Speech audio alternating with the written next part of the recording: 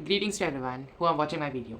I am Master Rudran Sharma and I am here to guide you with your upcoming Hindi exam with the last minute strategy tips as well as my predictions for the Hindi exam 26th Feb 2026. I am an XICC student and let me tell you that I scored 100 out of 100 in my Hindi exam. I'm here with my ICC papers just to guide you all. Sorry for getting late हो गया थोड़ा सा, बहुत दिन से plan कर रहा था कि वीडियो बनाऊंगा बट अल्टीमेटली लेट हुआ इसलिए मेरे पास बहुत सारे ICC पेपर्स हैं जो मैंने दिए थे 2025 में एंड डेफिनेटली बहुत इंटरेस्टिंग था वो सब चीज़ें, बहुत इंटरेस्टिंग माहौल था एंड आई होप आप सबका भी वो चीज़ें बहुत अच्छी से मतलब जब फर्स्ट एग्जाम होते हैं तो कितनी नींद तक नहीं आती है रात को एंड उस दिन तो सोया तक नहीं था मैं but although I was prepared but ultimately मैं सोया नहीं था।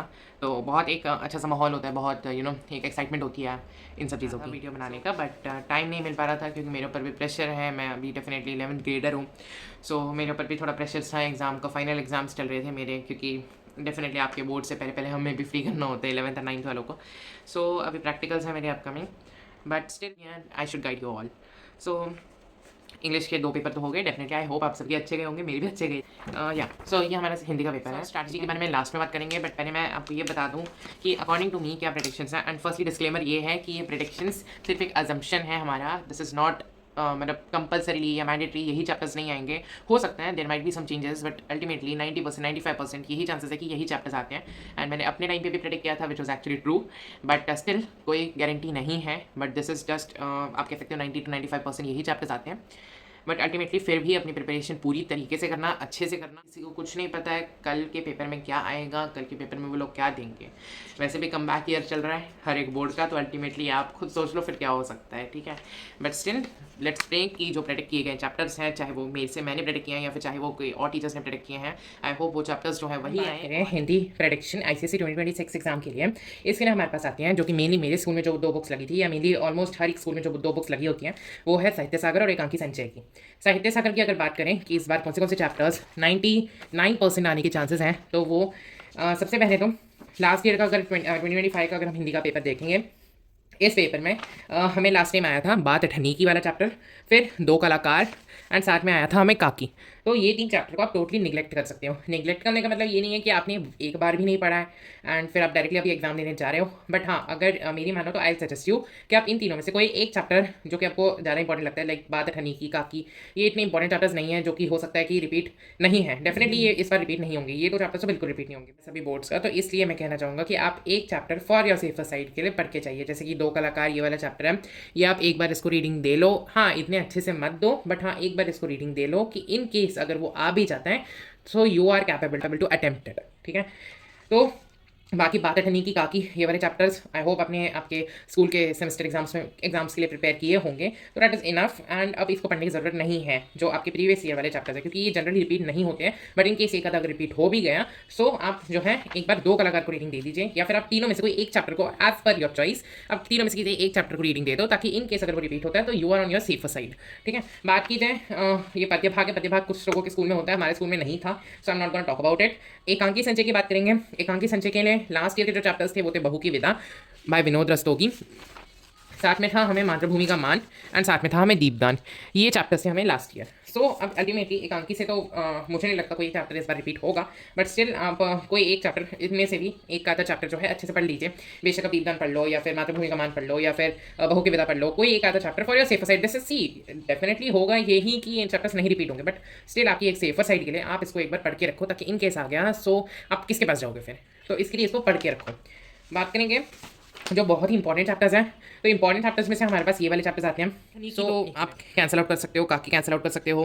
अपना अपना भाग्य 2024 में आ चुका है, बड़े घर की बेटी 2024 में आ चुका है एंड भीड़ में खोया आर्मी 2024 में आ चुका है। तो इन तीनों को भी पढ़ के जाना, हो सकता है इनमें से एक चैप्टर जो है आ जाए कल के एग्जाम में। एंड जो सबसे ज़्यादा इंपॉर्टेंट है जिसमें से मैक्स टू मैक्स ज़्यादा नहीं तो 2 क्वेश्चन तो इसके ही बनेंगे, तो वो है महायज्ञ का पुरस्कार जो कि कल आ सकता है, नेताजी का चश्मा जो कि कल आ सकता है, संदेह और भेड़े और भेड़िए। संदेह थोड़ा टफ चैप्टर है, थोड़ी कॉम्प्लिकेटेड लैंग्वेज है बट स्टिल ट्राई करना, एक बार इसको रीडिंग दे दो क्योंकि इसमें से इजी क्वेश्चन आएंगे, अगर आएंगे भी तो इजी क्वेश्चन ही आएंगे। तो एक बार इसको रीडिंग दे देना ताकि आप कहीं भी किसी भी तरीके से कहीं भी नहीं फंसोगे, तो एक रीडिंग दे देना। बाकी आप इन दोनों चैप्टर में से तो कोई एक चैप्टर तो पक्का है, हो सकता है दोनों ही आ जाए बट एक चैप्टर तो 100% पक्का है। मतलब अल्टीमेटली ये जो 4 चैप्टर जो मैंने हाईलाइट किए हुए हैं यहाँ पर, इन 4 में से कोई ना कोई 2 चैप्टर तो डेफिनेटली आएंगे। एकांकी में हमारे पास ये चैप्टर्स हैं, 6 चैप्टर हैं एंड आई नो इस बार जितने भी चैप्टर्स जो कि प्रोटेक्टेड हैं, थोड़े लेंदी हैं चैप्टर्स, बट आपको स्टडी तो करने पड़ेंगे। तो आई वुड गाइड बहू की विदा 2025 में आ गया है, मातृभूमि का मान 2025 में आ गया है, दीपदान 2025 में आ गया है। साथ में तो अब बचे इनमें से चैप्टर संस्कार और भावना, सूखी डाली, महाभारत की एक सांझ। तो ये 3 चैप्टर काफ़ी ही इंपॉर्टेंट, तीनों चैप्टर्स बहुत लेंदी हैं।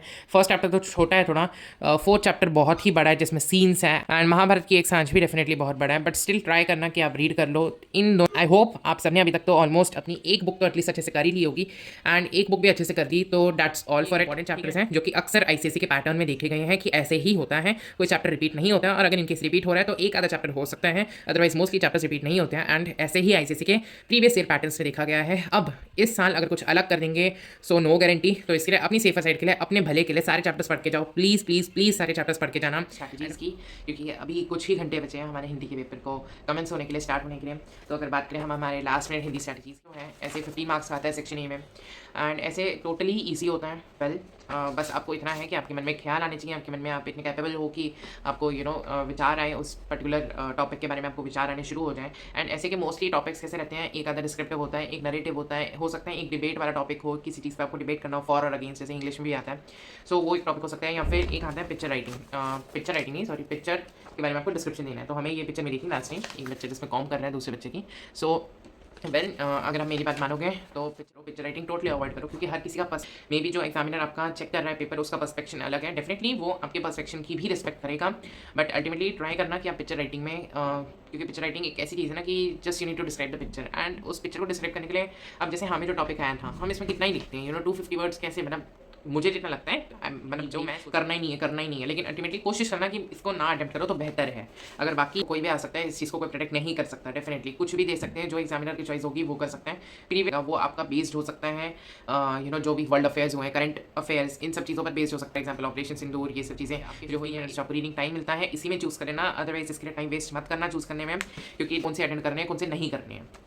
की बात की जाए लेटर आता है, तो लेटर में अगर मेरी मानो तो मैं तो इतना देखता था, बहुत सारे बच्चे हैं जो चुनते हैं कि नहीं हम लोग फॉर्मली करेंगे, हम लोग इनफॉर्मली करेंगे, बट मैं करता था कि मुझे जो कंफर्टेबल लगे, मुझे जिस पे ओपिनियंस आ गए, मुझे जिस पे ख्याल आ गए, मुझे जिस पे थॉट आ गए, बस मैं उनको कर देता था। रीडिंग कॉम्प्रहेंशन होता है जो कि डेफिनेटली ईजी होता है, बट कोशिश करना है इसमें भी जो आंसर्स आप लिखोगे, क्योंकि वहाँ डेफिनेटली वहाँ स्पष्ट ये चीज़ लिखी हुई होती है कि यथासंभव अपने अपने शब्दों में होने चाहिए। तो अगर थोड़ा बहुत हो सके तो जो सेंटेंसेस के आप जो आंसर्स लिखोगे वहाँ पैसेज में से चुन के उनकी थोड़ी बहुत जो है कुछ वर्ड्स के लिए उनके सिनोनिम्स यूज़ कर लेना, कुछ वर्ड्स को थोड़ा बहुत मॉडिफाई कर लेना, कुछ मतलब अपने own use your own words, ठीक है।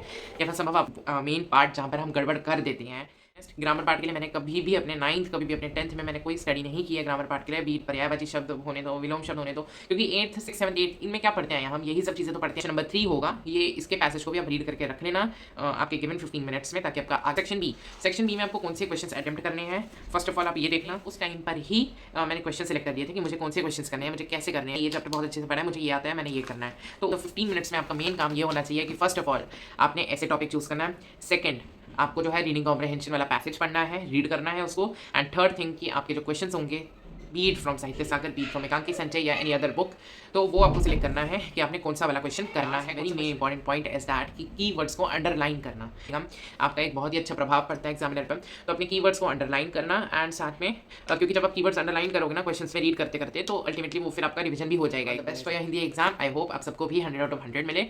पेशेंट रहना through out your paper. Story के मतलब बुक में आपको दिया होता है उद्देश्य और जो शिक्षक की सार्थकता, मतलब कि टाइटल की इंपॉर्टेंस क्या है, तो वो 3 मार्क क्वेश्चन आ जाता है इस चीज़ से कि इस कहानी का उद्देश्य क्या है, लेखक आपको क्या समझाना चाहते हैं। ये भूमि का मान, ये जो क्वेश्चन है, इसमें अगर आप 4th वाला क्वेश्चन रीड करोगे तो इसमें आपको यही पूछा गया है, मातृभूमि का मान एकांकी का उद्देश्य स्पष्ट ऐसे देख लो।